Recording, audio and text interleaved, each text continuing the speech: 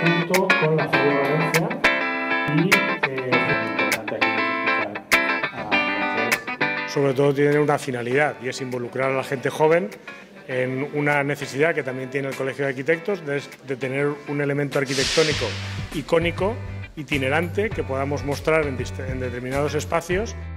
Hoy en día los stands están muy pensados para hacer marca y al final lo que busca cualquier empresa privada es que en muy poco tiempo y en casi una sola pasada por delante, ¿no?